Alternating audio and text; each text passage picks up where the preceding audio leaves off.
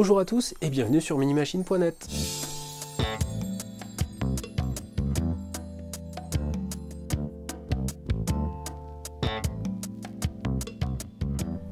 Aujourd'hui, premier jour du Computex, déjà une flopée de machines. Dans le lot, la Acer Iconia W3 810, une machine intéressante, une tablette intéressante parce que c'est la première tablette disponible sur le marché qui embarquera un Windows 8, donc une version complète de Windows, avec une diagonale inférieure aux 10,6 pouces de la Microsoft Surface Pro, la version Windows 8 de la Microsoft Surface. Alors, la tablette donne ceci en main, donc c'est un format 8,1 pouces, très classique par rapport à ce type de produit.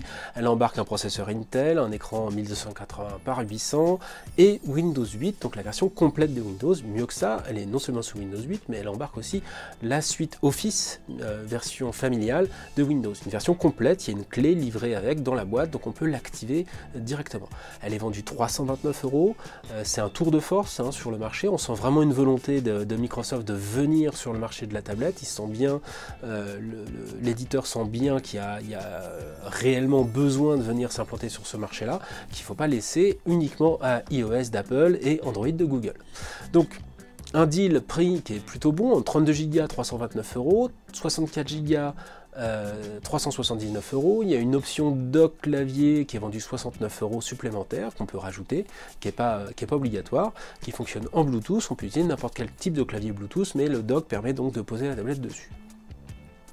Là où c'est un produit intéressant, c'est donc cette volonté de Microsoft de venir s'implanter sur le marché de la petite tablette, et c'est un produit qui est plutôt bien fini avec un prix qui est assez alléchant.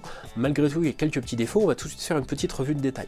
Pour commencer, 500 grammes. 500 grammes pour une 8,1 pouces, ça pèse. C'est pas complètement handicapant, c'est portable, mais très rapidement ça pèse, surtout quand on est habitué à des tablettes à peu près de ce format-là, 100 grammes moins lourdes, voire 150 grammes moins lourdes. Donc on a 8 heures d'autonomie, la batterie est bonne, mais c'est quelque chose qui commence à faire son poids. D'un point de vue taille, c'est 21,8 cm de haut et 13,5 cm de large. L'épaisseur est de 1,13 cm. Donc voilà, c'est un engin tout à fait dans la norme. Pour une machine sous Windows 8, c'est plutôt pas mal, surtout qu'elle embarque quand même une batterie qui lui offre jusqu'à 8 heures d'autonomie d'après le fabricant. On va regarder tout de suite un petit peu l'engin en lui-même. Donc on a en frontal une webcam 2 mégapixels placée sur le dessus, donc c'est quand on tient la tablette comme ceci. À l'arrière, une autre webcam 2 mégapixels avec un petit micro. Sur la face avant, donc un écran 1280 pixels de large, 800 pixels de haut, et malheureusement c'est un écran de type TN. Ça, c'est la mauvaise nouvelle sur cette tablette, c'est-à-dire que c'est un écran qui est franchement avec des angles assez étroits et se noircissent très très vite. Et quand on est sur une tablette comme ceci, donc censée être utilisée en extérieur avec des reflets assez importants sur une dalle capacitive, avoir une tablette sujette aux reflets dont on ne peut pas vraiment changer les angles pour essayer d'éviter le soleil par exemple, ou un éclairage trop important, c'est vraiment un handicap. Pour le reste, elle est très intéressante. On va faire tout de suite le détail de sa connectique et on reviendra un petit peu sur le processeur et les performances de l'engin. Connectique, c'est très classique. On a un bouton de démarrage ici, donc sur le côté gauche de l'engin, un petit port micro HDMI, donc pour brancher sur un écran externe. Un port micro USB, c'est le seul port USB de la machine, et c'est juste le port micro USB, c'est pas ce qui va servir à charger la tablette. On a un petit micro ici, je ne sais pas si vous le voyez bien, un tout petit micro. De l'autre côté, donc côté droit, une paire d'enceintes stéréo, mais elles sont situées donc du même côté et elles sont très proches, ce qui fait que la stéréo n'est pas forcément exceptionnelle. Un port d'alimentation, donc le chargeur est livré avec, c'est un chargeur très standard chez Acer, avec une petite prise coudée, très classique, et un port jack pour brancher un casque à la tablette.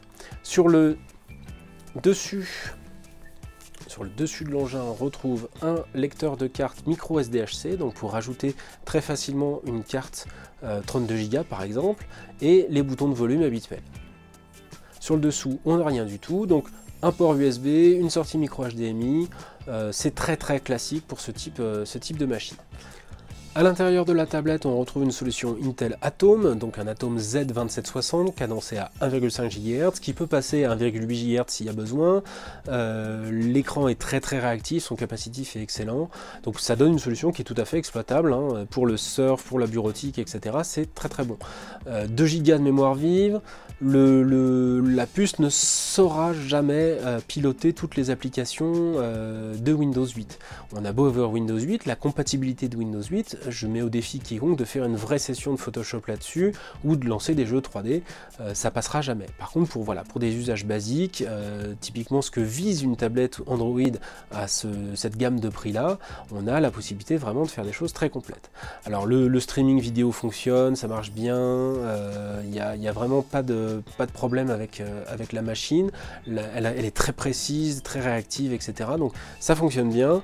Le reste est à l'avenant, donc on a un Wi-Fi de type ABG-N, un 802.11n, du Bluetooth 4, la batterie de capteur qui va bien, il y a tout, je crois, accéléromètre, boussole, gyroscope, même un capteur de luminosité pour pouvoir rétroéclairer l'écran suivant l'ambiance lumineuse extérieure. C'est vraiment très bien intégré, l'autonomie est bonne. Donc d'un point de vue fonctionnement, c'est un sans faute. Le vrai seul souci, c'est cet écran TN, puisque moi je suis ravi d'avoir en main un ordinateur de ce type-là. C'est un vrai ordinateur, hein, c'est une tablette, mais c'est un vrai ordinateur. On peut vraiment lancer des applications Windows 8 dessus. Maintenant, le souci, c'est de se retrouver avec une solution qui malheureusement a un écran qui va s'assombrir assez rapidement dans les angles, et c'est pas forcément génial au quotidien. Si c'est pas un souci pour vous, ça peut être une solution vraiment intéressante parce que vous avez retrouvé votre univers Windows avec vous.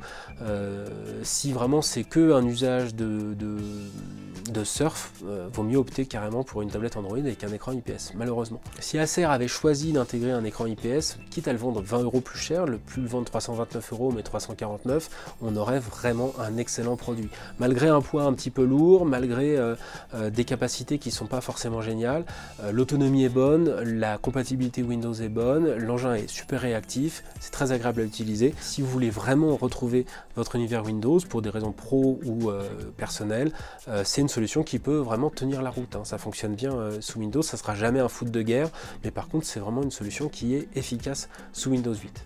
Voilà, donc on va en faire un petit test un petit peu plus complet. Et en attendant, on va continuer à suivre le Computex avec toutes les annonces produits qui arrivent. Voilà, à bientôt!